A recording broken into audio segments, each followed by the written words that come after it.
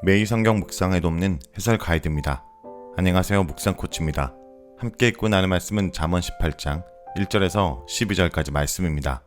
먼저 1절에서 3절 읽겠습니다. 무리에게서 스스로 갈라지는 자는 자기 소욕을 따르는 자라.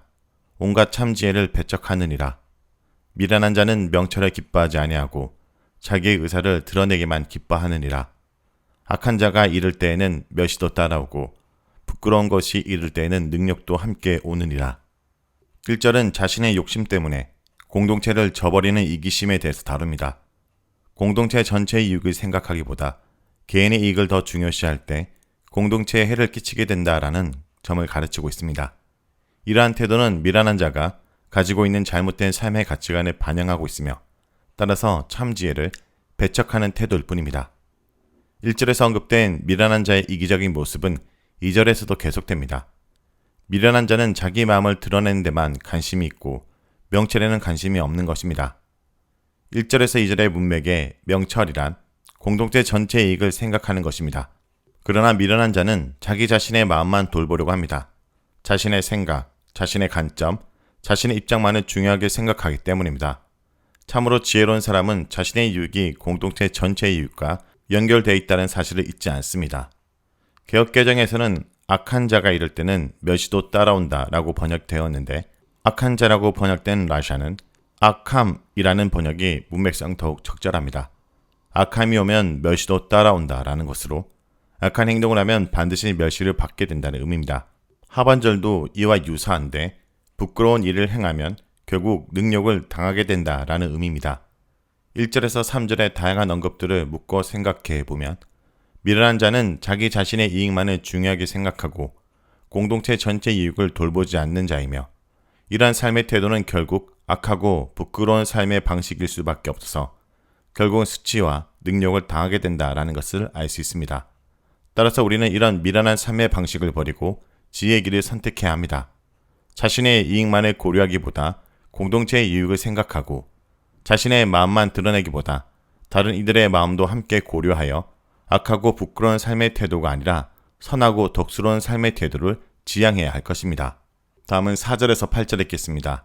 명철한 사람의 입의 말은 깊은 물과 같고 지혜의 샘은 솟구쳐 흐르는 내와 같느니라. 악인을 두둔하는 것과 재판할 때 의인을 억울하게 하는 것이 선하지 아니하느냐. 미련한 자의 입술은 다툼을 일으키고 그의 입은 매를 자청하느니라. 미련한 자의 입은 그의 멸망이 되고 그의 입술은 그의 영혼의 그물이 되느니라. 남의 말 하기를 좋아하는 자의 말은 별식과 같아서 뼛속 깊은 데로 내려가느니라. 4절부터 8절까지는 언어 생활이라는 한 가지 주제를 집중적으로 다루고 있습니다.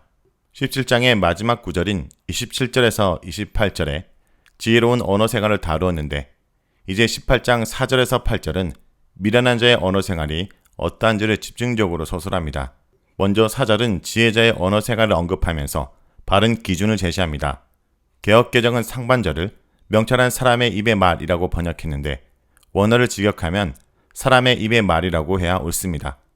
사람의 입에서 나오는 말은 깊은 물과 같다라는 것입니다. 그렇다면 어떤 말을 해야 할까요? 4절 하반절은 그 말이 지혜의 샘에서 나와야 한다고 명시합니다. 그러나 미련한 자는 지혜의 샘에서 말을 길어내지 못하고 오히려 잘못된 말을 일삼습니다.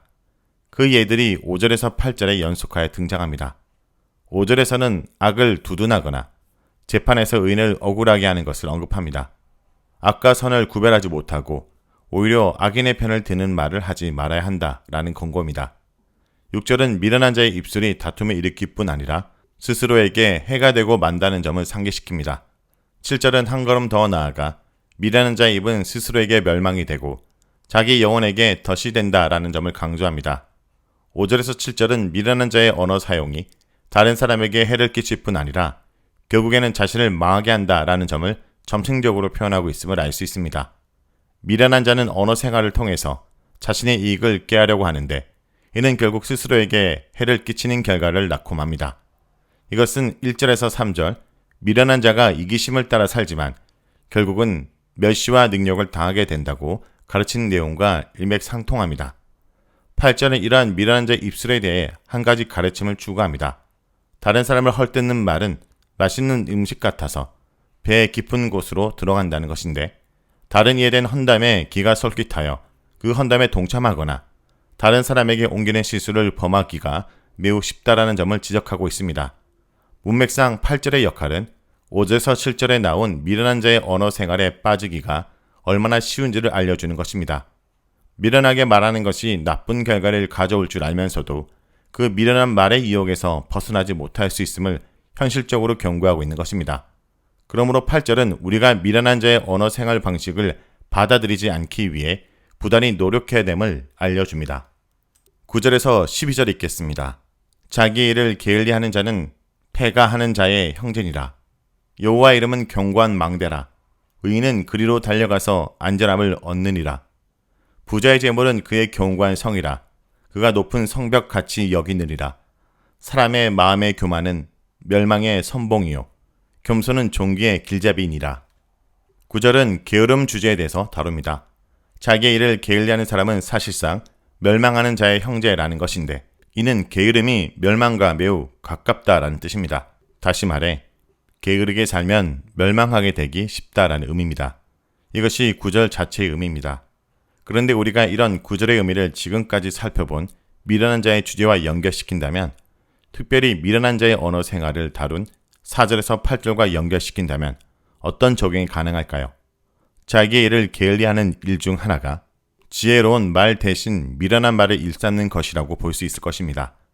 올바른 말에 힘쓰지 않고 자신의 삶을 게으름에 버려두면 미련한 말을 하게 되고, 그것은 곧 멸망으로 자신을 이끌게 된다는 점을 명심해야 합니다.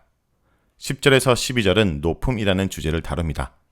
10절에 나타난 망대는 높은 곳이라고 말하며 안전함을 얻는다라는 말은 높아진다라는 뜻입니다. 11절에서 높은 성벽이 나오며 12절에는 높아진 마음이 나타납니다. 이런 연결고리는 어떤 메시지를 전달하고 있을까요? 먼저 10절을 보도록 하겠습니다. 10절은 여호와의 이름이 견고한 망대가 된다는 사실을 말합니다. 여호와의 이름으로 달려가는 사람이 바로 의인이며 여호와의 이름으로 피하면 안전하게 된다는 점을 알려줍니다. 여기서 안전하게 된다라는 말은 높아진다는 말입니다. 물론 안전하게 된다라는 함의를 지니고 있지만 기본적인 의미는 그 이름에 피하는 자가 높은 망대에 거하게 되어 그도 높아지게 된다는 데 있습니다. 여호와께 피하면 여호와께서 주시는 존귀함과 안전함을 동시에 누리게 된다라고 볼 수 있습니다. 11절은 10절과 반대된 내용을 보여줍니다. 부자는 여호와의 이름 대신 자신의 재물을 견고한 성으로 여기고 높은 성벽처럼 여깁니다. 그는 여호와께 피하는 의인이 아니므로 곧 악인인 것입니다. 10절과 11절은 선명한 대조를 우리에게 보여주면서 재물을 의지하는 악인이 되지 말고 여호와 이름을 의지하는 지혜로운 자가 될 것을 요청합니다. 12절은 10절과 11절의 내용을 모두 다 포함하고 있습니다.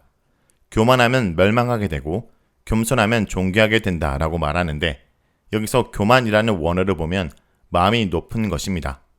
12절을 문맥으로 해석해보면 여호와의 이름을 의지하는 자는 겸손한 자여서 존귀하게 되나, 여호와의 이름을 의지하지 않는 자는 자신이 가지고 있는 재물과 같은 것을 의지하기에 결국 멸망하게 된다라는 것입니다. 여호와의 이름을 의지하여 겸손하게 되는 참 지혜가 필요함을 알 수 있습니다. 자, 여기까지가 잠언 18장 1절에서 12절까지 말씀입니다. 오늘 말씀을 통해 우리는 무엇을 묵상하고 적용해야 될까요?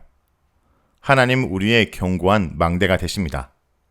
우주의 창조주이시며 오늘도 모든 것을 뜻대로 주관하시는 전능자십니다. 하나님은 사람이 죄를 지어 멸망에 빠졌을 때 그들을 사랑하셔서 독생자를 보내시고 누구든지 그 아들을 믿기만 하면 구원과 영생을 얻을 수 있게 하셨습니다. 사람들은 오늘도 죄와 죽음으로 뒤덮인 세상에 안전과 생명을 위해 많은 것을 의지하지만 우리에게 참 생명을 주시는 분은 오직 하나님 한 분뿐입니다. 오늘도 하나님의 아들을 통해 얻게 된 구원과 생명을 기뻐하며 하나님을 찬양하는 하루가 되길 간절히 기도드립니다.